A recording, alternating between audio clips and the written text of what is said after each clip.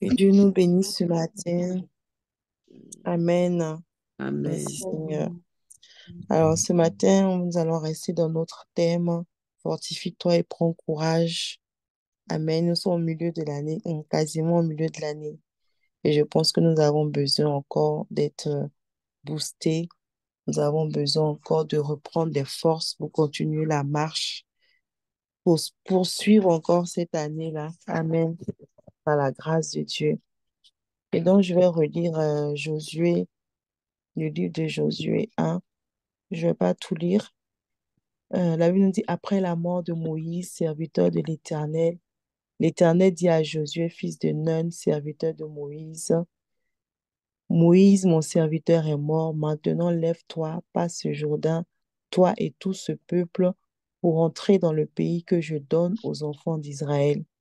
Tout lieu que foulera la plante de votre pied, je vous le donne, comme je l'ai dit à Moïse.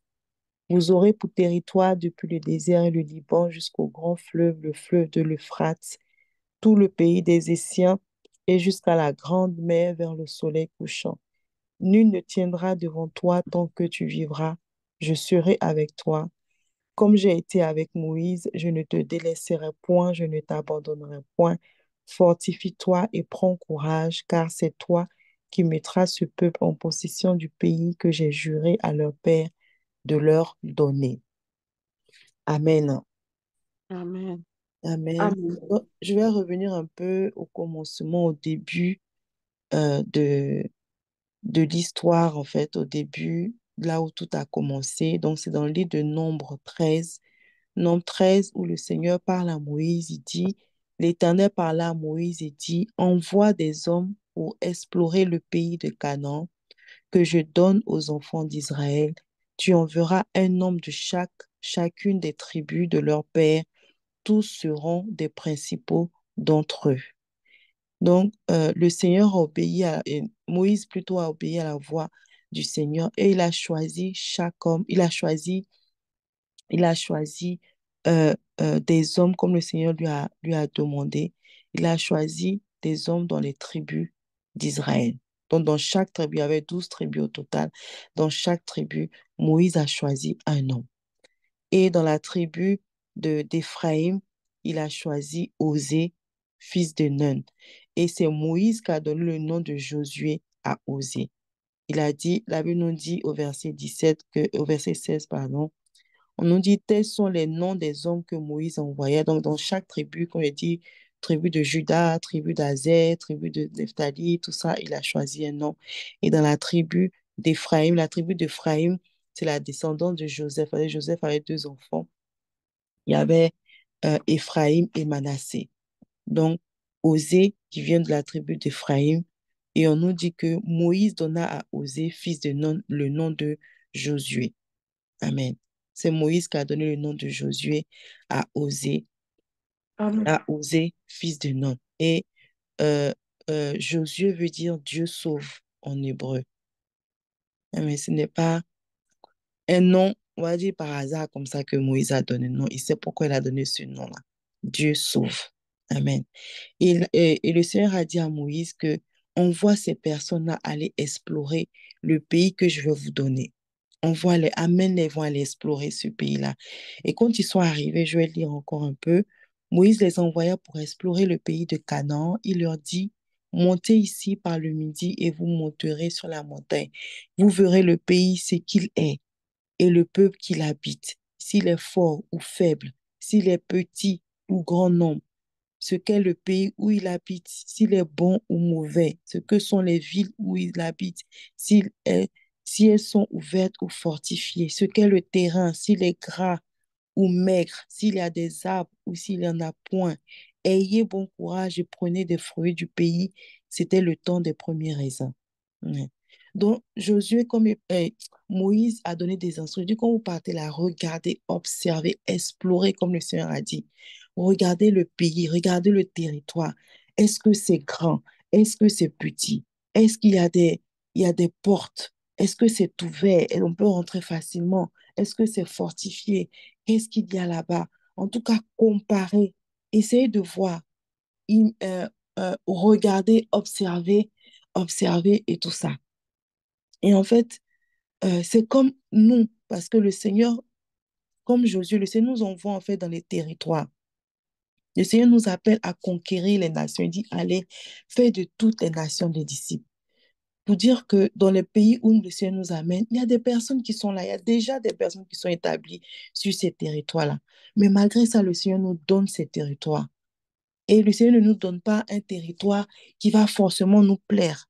C'est-à-dire, quand tu vas regarder le territoire, ça va dire, moi, j'aime bien ce territoire. Ça ne va pas forcément te plaire, mais Dieu te dit, c'est là que moi, je t'envoie. Et là où le Seigneur amenait les enfants d'Israël, c'était un territoire qui était déjà occupé. Et la preuve, quand ils sont arrivés, ils ont commencé à décrire. On nous dit comme dans Nombre 13, verset 26, à leur arrivée, ils se rendirent auprès de Moïse et Aaron et de toute l'assemblée des enfants d'Israël à Kadès dans le désert de Paran. Il leur fit un rapport ainsi qu'à toute l'assemblée et ils leur montrèrent les fruits du pays. Voici ce qu'ils racontèrent à Moïse. Nous sommes allés dans le pays où tu nous as envoyés. À la vérité, c'est un pays où coule le lait et le miel. Et en voici les fruits. Donc, ils ont reconnu que dans ce pays-là, il y avait le lait et le miel. Mais le peuple qui habite ce pays est puissant. Les villes sont fortifiées, très grandes. Nous y avons vu des enfants d'Anak, les Amalécites. En tout cas, eux, ils ont vu quoi avec leurs yeux. Vraiment, ils ont vraiment vu, ils ont vraiment exploré. Ils ont dit ce qu'il y avait exactement dans ce pays-là. Ils ont dit, il y a des géants, il y a des puissants là-bas. Le pays est vraiment occupé. Il dit, les Cananéens habitent près de la mer et le long du Jourdain. Donc, ils ont commencé à décrire ce qu'il y avait. Et c'est ce que Moïse avait demandé. Il dit, quand vous allez regarder s'il y a, voilà, si c'est grand, si c'est petit, le pays, c'est comment. Donc, ils ont commencé à décrire. Voilà ce qu'on a vu. Voilà ce qu'on a vu dans le territoire. Amen. Et Dieu nous donne des territoires. Je ne sais pas dans quel territoire tu es. Et je pense même que nous sommes tous dans le même territoire. Ça peut être le territoire du mariage. Ça peut être le territoire de la vie professionnelle. Ça peut être le territoire de, peut-être tu as un commerce et quand tu arrives dans tu commences à faire ce commerce-là, tu vois qu'il y a des géants dans ce commerce-là. Il y a des géants, par exemple, je prends les grandes marques, Louis Vuitton, les trucs, voilà, Louis Vuitton et tout ça. Il y a des géants qui sont établis, mais Dieu te donne quand même ce territoire-là. Amen. Tu vas te dire certainement que, mais moi, je suis petite dans ce territoire où il y a des géants, mais moi, je suis toute petite comme ça, je suis même en bas de l'échelle. Mais le Seigneur te dit, c'est le pays, c'est le territoire que je te donne. Dans le territoire qui est ton mariage. Dès que tu es arrivé, il y a peut-être des personnes qui ont déjà pris la place dans ce territoire. Quand je parle des personnes qui occupent le territoire, c'est pas forcément physique en fait. Ça dit que même l'homme que tu as rencontré, ben, cet homme-là a vécu sur la terre, forcément. Il a vécu. Donc, il y a des trucs qui ont été emmagasinés en lui.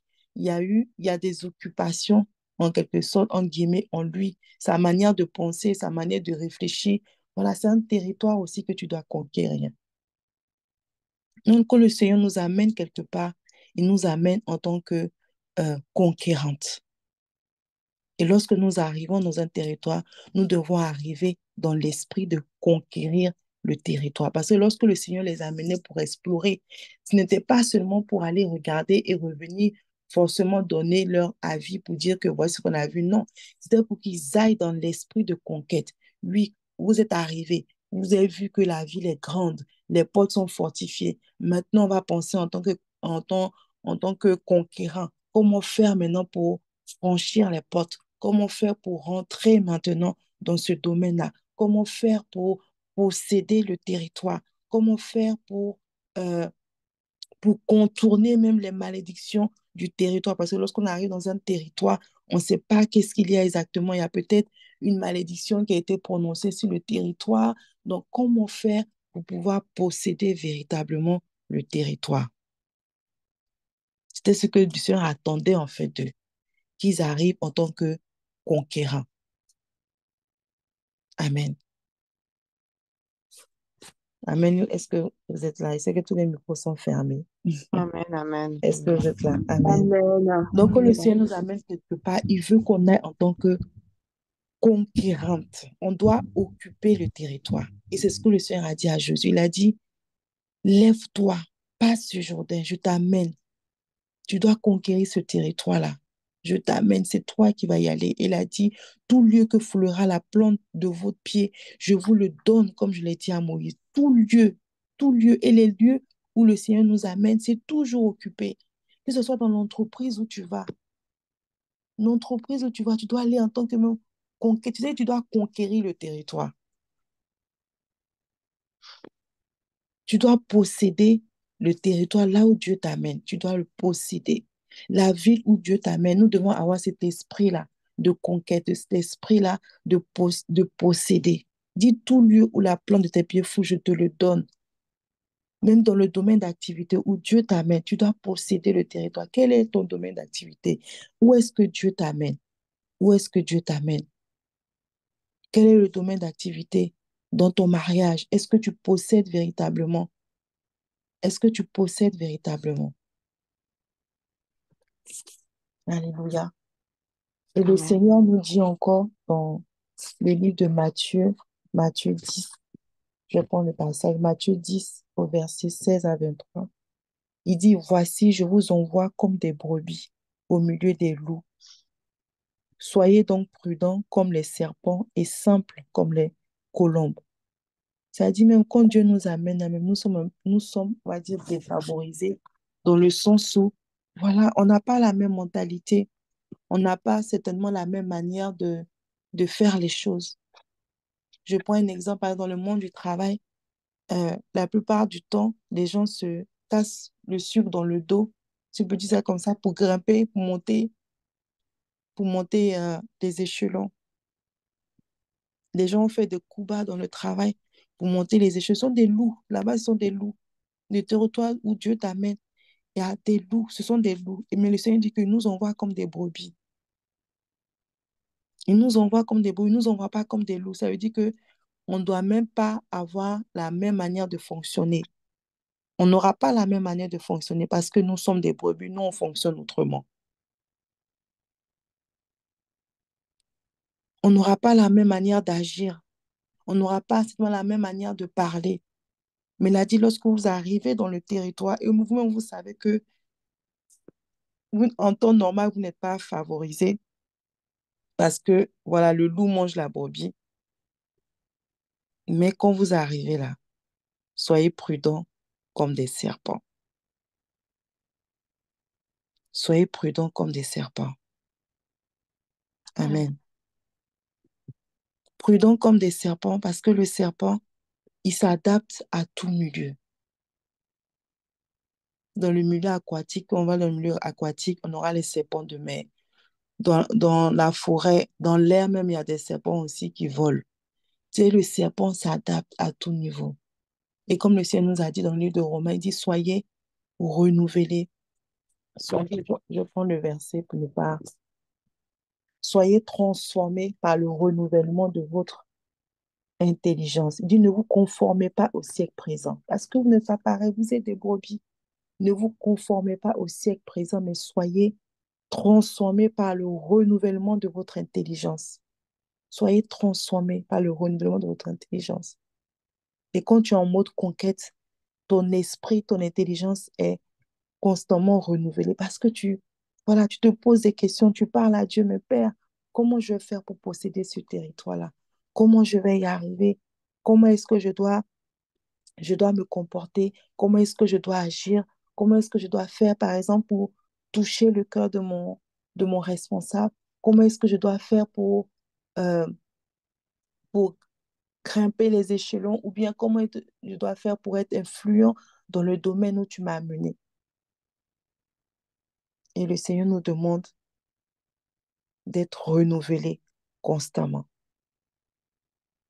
d'avoir la sagesse du serpent.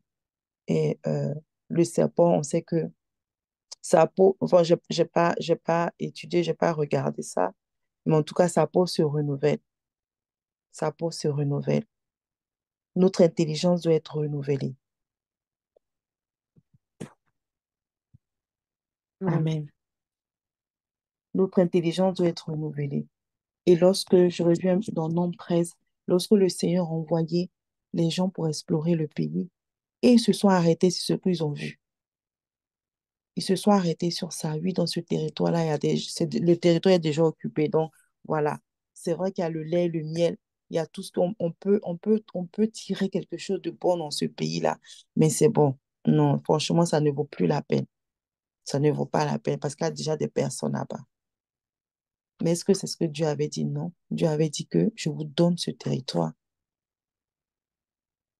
Il a dit, je vous donne ce territoire. Ce territoire est pour vous. Mais quand ils ont vu l'obstacle, ils se sont arrêtés.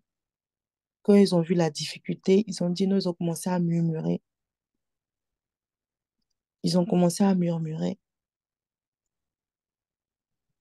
On nous dit dans Nombre 13, verset 30, Caleb fit taire le peuple qui murmurait contre Moïse. Il dit, montons, emparons-nous du pays. Donc, il n'y avait que Caleb et Josué qui ont pensé autrement. Caleb et Josué qui ont pensé autrement, ils ont dit non, puisque le Seigneur nous a dit qu'il nous donnait le territoire. Si Dieu a dit cela, c'est que il va nous le donner. Si Dieu est avec nous, qui sera contre nous? Amen. Caleb et Josué qui se sont levés, qui ont dit non, non, non, non, non, on refuse cela. C'est vrai qu'il y a des oppositions, c'est vrai qu'il y a des géants. Certainement que ça ne sera pas facile, mais Dieu a donné une parole et le Seigneur veille sur sa parole pour l'accomplir. Ça ne sera pas facile et Dieu n'a pas dit que ça sera facile non plus. Il n'a jamais dit que ça sera facile. Mais ce qui est sûr, c'est que quand il dit une parole sur nos vies, cela arrive. Amen. Quand il dit une parole sur nos vies, cela arrive. Quel est l'obstacle qui est devant toi? Est-ce que c'est l'âge qui devient un obstacle pour toi? Quel est l'obstacle qui s'est mis au devant de toi? Qu'est-ce que tu regardes actuellement? Mais le Seigneur veut que nous puissions avoir un esprit de conquérant, un esprit de conquérant, un esprit d'une personne qui ne baisse pas les bras, d'une personne qui voit avec les yeux de Dieu. Josué et Caleb, ils ont vu comme les autres, ils ont vu qu'il y avait des géants. Ils ont vu qu'il y avait des géants. Mais ils n'ont pas cherché à comprendre parce que les autres ils ont dit quoi? Ils ont dit, je ne plus le passage, ils ont dit, mais nous sommes petits à leurs yeux. Euh, oui, au verset 30, il dit, et nous y avons vu les géants, enfants d'Anak, de la race des géants. Nous étions à nos yeux et au leurs comme des sauterelles. Est-ce que vous leur avez demandé? Ils ont dit que vous étiez des sauterelles. Tu vois, ils ont commencé à penser en fait à leur place. Et c'est ce qui nous arrive le plus souvent quand Dieu nous amène dans un territoire, on commence à réfléchir à la place des autres. C'est tellement qu'ils me voient comme ça, ou bien ils me voient comme une blague, ils me voient comme si, ou bien je ne peux pas évoluer non, dans cette entreprise, peut-être que je ne pourrais pas évoluer, je ne pourrais pas aller très loin. Est-ce que Dieu t'a dit que de venir penser à la place des autres? Bien, des fois, on pense à la place de nos époux. Est-ce qu'il t'a dit de venir penser à sa place? Non. Il a dit, tu es là pour posséder le territoire et tu dois posséder le territoire. Amen. Tu dois posséder ton territoire dans tous les domaines de ta vie, dans tous les domaines, quel que soit le domaine. Dieu nous amène à posséder, à posséder. Et les enfants d'Israël ont tellement murmuré que mais Dieu dit, il dit, mais la Bible nous dit au verset 10 de Nombre 14, il dit, toute l'assemblée parlait de les lapider lorsque la gloire de l'Éternel, il parlait de lapider Josué et Caleb parce qu'ils avaient une pensée contraire au leur. Et il disait, lorsque la gloire de l'Éternel apparut sur la tente d'assignation devant tous les enfants d'Israël, et l'Éternel dit à Moïse, jusqu'à quand ce peuple me méprisera-t-il? Jusqu'à quand ne croira-t-il pas de moi, en moi, malgré tous les prodiges que j'ai faits au milieu de lui? Jusqu'à quand? En fait, le fait de murmurer contre Moïse, à attirer un jugement sur leur propre vie. En quelque sorte, le fait même de murmurer sur, notre, de trop murmurer, moi je vais dire même sur notre situation, bien sûr notre propre vie, ça amène nous-mêmes, on s'attire même des jugements, on s'attire même des jugements contre nous-mêmes. On s'attire des jugements. Le Seigneur a dit, mais jusqu'à quand ce peuple me méprisera-t-il? C'est pour dire que, attends, vous croyez que je ne suis pas puissant pour agir? Vous croyez que ces géants-là sont trop géants pour moi? Vous croyez que cette situation est trop difficile pour moi? Non. Là où Dieu nous amène, c'est pas trop difficile pour Dieu. C'est lui-même qui nous a amenés dans le territoire. C'est lui qui nous amène dans le territoire. Et quand je parle de territoire, je veux parler des domaines, que ce soit dans le mariage, que ce soit dans le travail, que ce soit, je ne sais pas dans quel domaine c'est, mais dans tous les cas, rien ne peut arrêter Dieu. Rien n'est impossible à Dieu. Parce qu'il nous, Amen. parce qu'il nous appelle à dominer, il nous appelle à conquérir, à posséder le territoire. Et il a dit, partout, il a dit à Josué, là où la plante de tes pieds foule, c'est-à-dire là où Dieu t'amène, le Seigneur te donne ce pouvoir-là de posséder, il te donne ce pouvoir-là de conquérir, il te donne cette capacité parce que c'est une bénédiction. Donc la bénédiction va te donner va te donner des opportunités. La bénédiction te donne des capacités. Donc nous avons tout ça en nous. On a les capacités, on a l'opportunité et on a aussi le désir. Et le désir, c'est cette volonté-là. Le désir que la bénédiction nous donne, c'est cette niaque que le Seigneur nous donne, que met en nous pour pouvoir avancer. Et Josué et Caleb, ils avaient ce désir, ils avaient ce désir-là, cette volonté-là. Ils ont dit non, c'est puisque Dieu a dit, alors il va le faire. Puisque Dieu a dit non, ne baissons pas les bras. Ne baissons pas les bras, puisqu'il a dit, il va le faire. Et quand Dieu voit ça, il ne peut que agir, il ne peut que glorifier son nom. Quand Dieu voit une personne déterminée, il ne peut que glorifier son nom. Ce matin, je veux dire à une femme, quel que soit le territoire là où tu te trouves, certainement qu'il y a des géants, certainement que, voilà, depuis là, tu n'arrives pas à rentrer. Parce que quand ils sont arrivés, ils ont dit que les portes étaient fortifiées comme Jéricho. Tu n'arrives pas à rentrer, tu n'arrives pas à posséder pleinement. Mais sache que Dieu est là.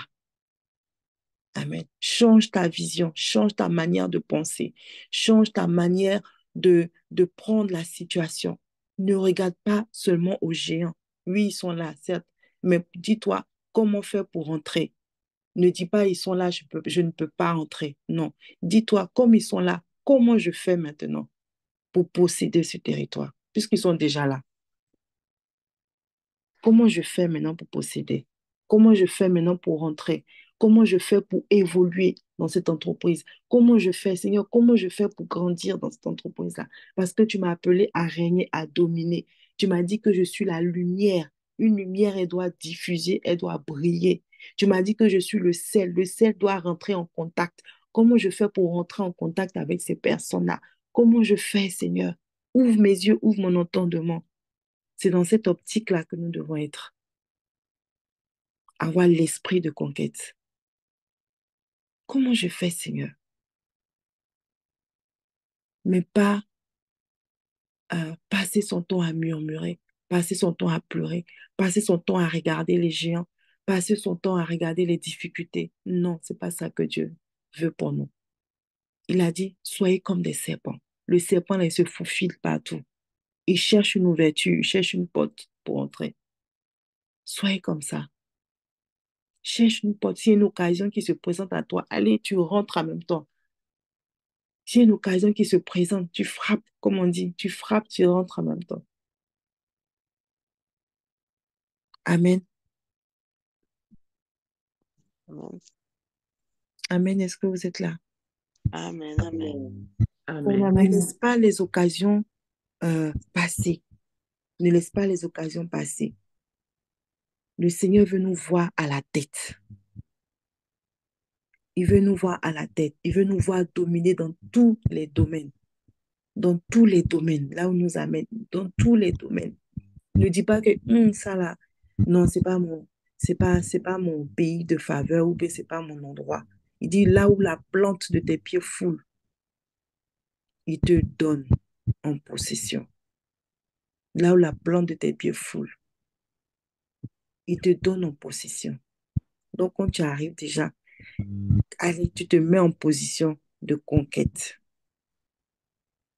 et tu commences à déclarer. Tu commences à déclarer. C'est ce que Josué et Caleb ont fait lorsqu'ils ont vu le territoire. Ils ont dit non. Certes, il y a des géants, mais on peut. Si Dieu a dit, c'est que on peut le faire.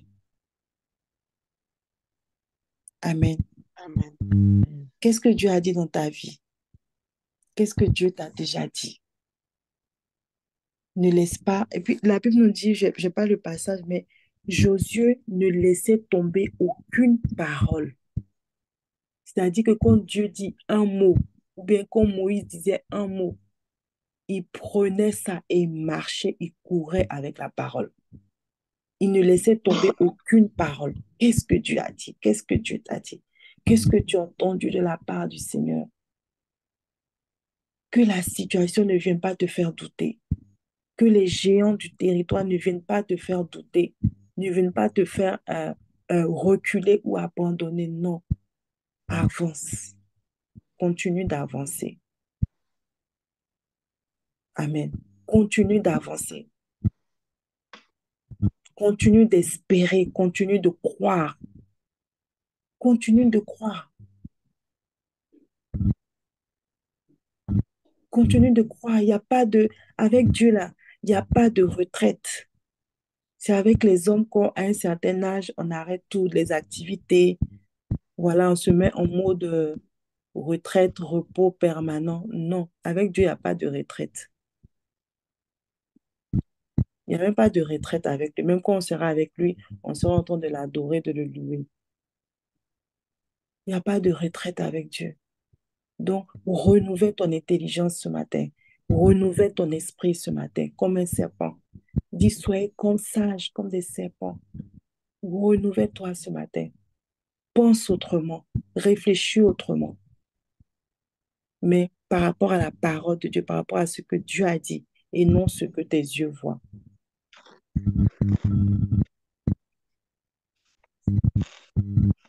Alléluia. Amen.